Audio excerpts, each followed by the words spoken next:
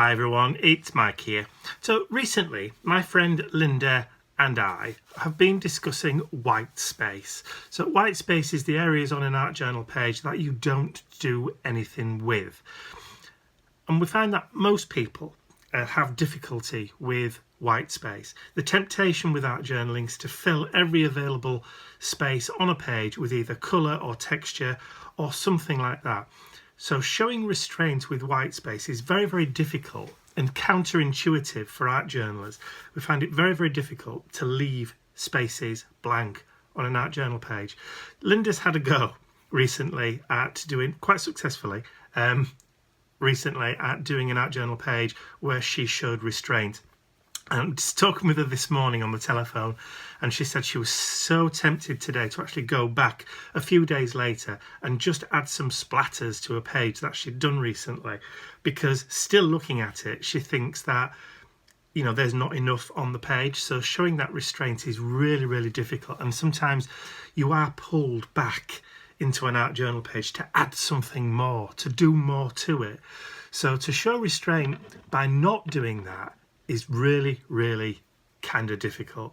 So today I was going to have a page, or have a play, in my large Dylusions Creative Journal. Do an art journal page that didn't have a lot to it. So there's not going to be very, very much on this art journal page at all. So just a word of warning, there's not going to be a lot. I'm going to try and do as little as I can to this page by adding in a focal point and a little bit of interest into the background, but the majority is just going to be white. So let me turn over to my overhead camera and I'll show you what I'm going to do. So this is my large Dylusions art journal, and as you can see I've turned it round, so I'm going to do a landscape page. So the pages in this Dylusions journal are not white, they're kind of a cream colour. Almost like a manila, but I think a little bit lighter than manila. But to get going, I want to put down a base coat of white gesso, so to emphasise that whiteness in the background, because this is going to be a page which is predominantly going to be dominated by white space. I want to increase the amount of white that I've got on the page. Now, by adding the gesso on quite thick and running the brush through it, I'm going to get some interest in the background from the brush strokes. So I'm going to try and leave the brush strokes in. So put the gesso on the page kind of thickly. So that's going to give me a little bit of texture. But it's still going to be white. So there's going to be hardly anything to kind of look at. So the reason for adding the gesso, like I said, is to increase the whiteness of the page, because it's a cream page to start off with, but also I'm going to be adding a little bit of colour over the top of the gesso. So I need it there so that it gives me a little bit of a ground, a little bit of a tooth, and some manoeuvrability to be able to move some quite liquid and fluidic colours onto the page. So that's all I'm going to do for that background there. So I'll put the white gesso to one side for now, and of course I do need this to be completely dry, so I'm going to bring out my heat gun, just give it a quick blast, get that gesso dry, and then I'll be back with you as soon as that's done.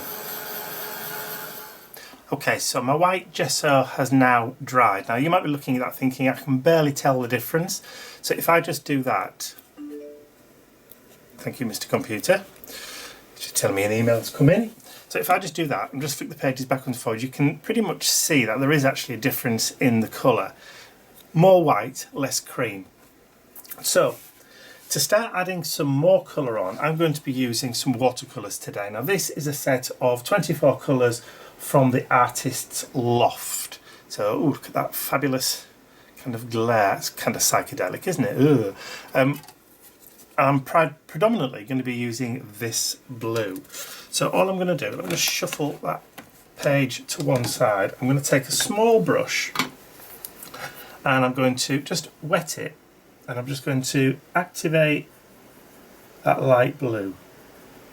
and I'm just going to drop it. So I'm trying to do this on camera, just in there, and then I'm going to add quite a bit of water because I want it to be really light and fluid. All I'm going to do is I'm actually going to just drop it in this bottom corner, and I'm just going to send it up the page and let it do its thing. I'm going to let it just sit on the page, and then I'm just going to bring it out over there.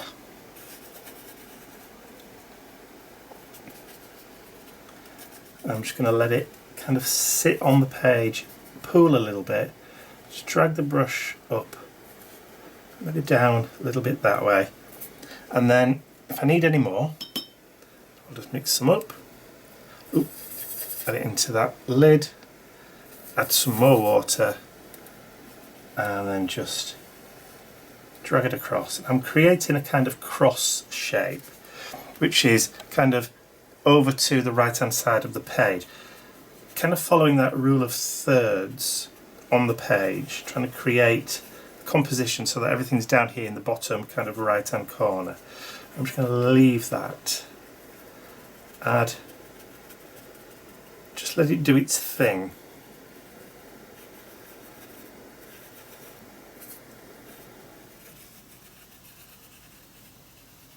Not go too mad.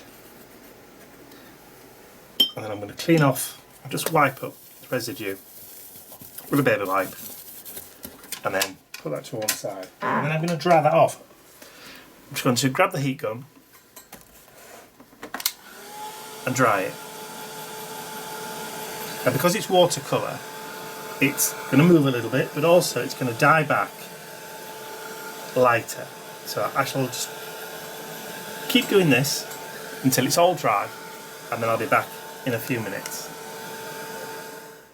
Okay, so that watercolour paint has now dried, and you can just see it sitting on that art journal page, just waiting. So it's literally, it's very subtle, it's just in the background there.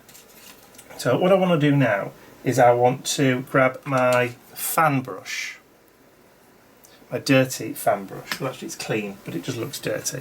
So just bring back those watercolours, and I'm going to grab some water from that fan brush, and I'm going to grab some more of that blue. So I've just got a little bit of that blue, clean it off, and then grab some of the white watercolour down here in the bottom corner. I'll just show you that in the corner of the screen, just here, look. So this is kind of a white, and I'm going to add some of that white to it. Grab some more water. So we've got a real pale blue now, and I'm just going to add a few little splatters, just little tonal ones. That'll do. And again, I'm just going to clean off the excess and put those away, and then I'm going to get those splatters dry. Okay, so those splatters have dried almost invisible, but you can see them just, or you can on my monitor anyway. I've got a computer screen in front of me that shows me what's on my camera, so I can see and pick out some of those splatters going up there, down here and across there. So I'm hoping that they're also being picked up on the camera too. So next step, I'm going to bring out one of my stencils. This is my Roundels stencil, and I'm just going to lay that across, following that line of blue, just like that. And I have a cosmetic sponge, just a little wedge cosmetic sponge, and I have some Dina Wakley media paint. Now this is buff, so this is kind of whitish, but not quite white, it's off-white. So I'm going to just put a little bit of a plastic mat to one side of me here, and I'm going to just do a splodge of the buff paint like so. And then I'm going to get my cosmetic sponge and I'm just going to load up that cosmetic sponge with the paint, and I'm just going to press down and I'm just going to go through, add the paint through the stencil using that buff.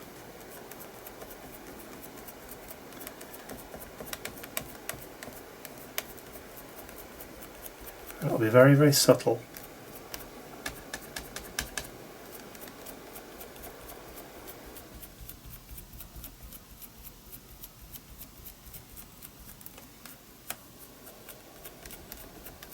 I'm hoping, anyway. And when we take it off, I'm hoping that you can see, if I just tilt it to one side, there you go. You just see the texture from that paint, just following that line. Like I said, very, very subtle, which is what I'm going for.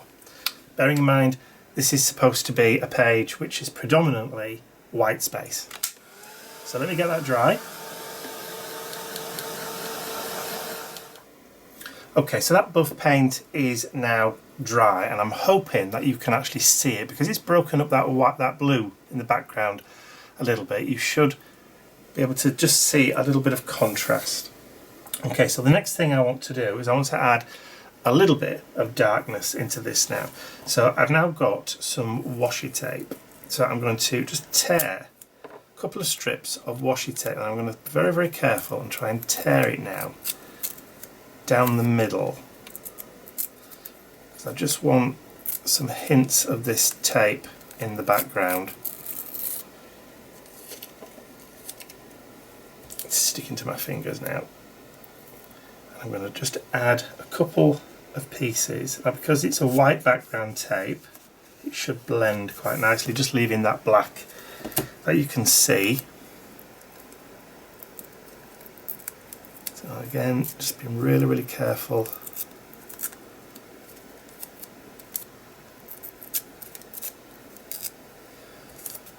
And then I'm going to take a little bit up here. I'm going to keep on tearing strips off. That's it. Just adding them in. And then that larger piece there, which is quite good. I'm going to add, just offset slightly. Just going through there like that, and then we'll get another little piece, tear some more off.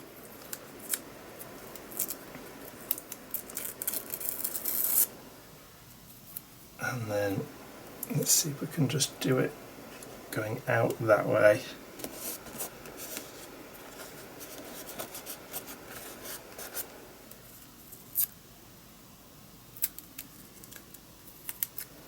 Difficult with it having a sticky and adhesive back. And then I'll just drag a little bit through that way. So just adding it to that kind of cross shape. Just need to straighten that out a little bit. So another piece. That would probably do it if I add it about there.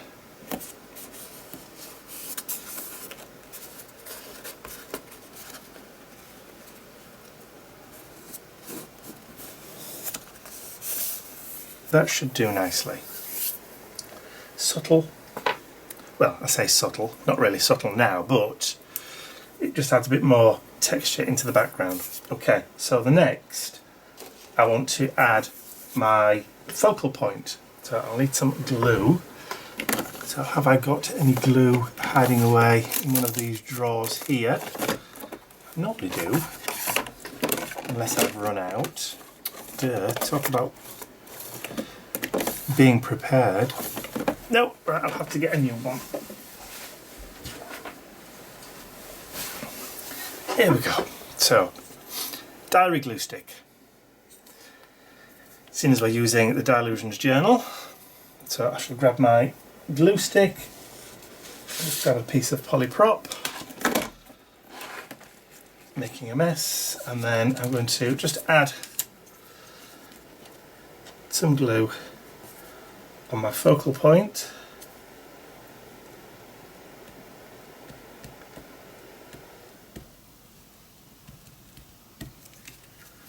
And then I'm going to stick that down just about there.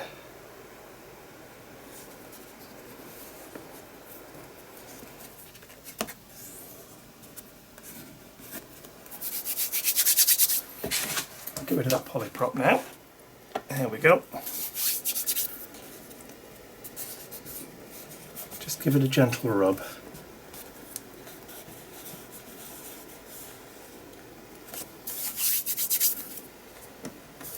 That should now have stuck down a little bit. I'm going to take another piece of the washi tape, tear it again, this time a little bit thicker, and then I'm just going to add that just over the top of the edge of my cutout. And that's just going to help break that bottom harsh line a little bit, just a little bit, but I'm going to leave the rest. Okay, so next thing I want to add a quote or a little phrase. So for that I've got my Tim Holtz Ideology small talk stickers.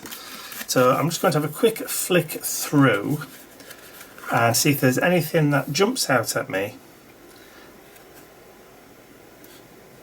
And there you go, you see. There's one that just jumps straight out at me, and it's live simply, give generously. And I think that's exactly what these little penguin families do. They live simply, but give their love to their babies really, really generously. And you know what? That's it. I'm not going to do any more at all to this art journal page. I'm going to resist the temptation to add more splatters. I'm going to resist the temptation to add darker bits. The white and the black are balanced out with the penguins, and we've got blue showing just highlighted a little bit on the penguins themselves, which is then counterbalanced in the actual background, and we've got a few splatters that are showing through just like that. You might be able to see these splatters a little bit better when I do the close-up photos, but to be honest, that's it. I'm very loath to do anything else at all. It's an exercise in white space, so therefore I don't want to add much more to it. So all I'm going to do is I'm just going to very small write my name here, and then today's date, which I think it is the 25th today, I think. It's Sunday, but when you see this it'll probably be Tuesday. There you go, that's it. My white space page. Hope you've enjoyed that. If you did, please give it a thumbs up, share the video with your friends, and if you haven't subscribed to my YouTube channel already, you can do so by clicking the button at the end of the video. That's all from me for today, although I've not really done much. I'll see you all again very, very soon. Bye for now.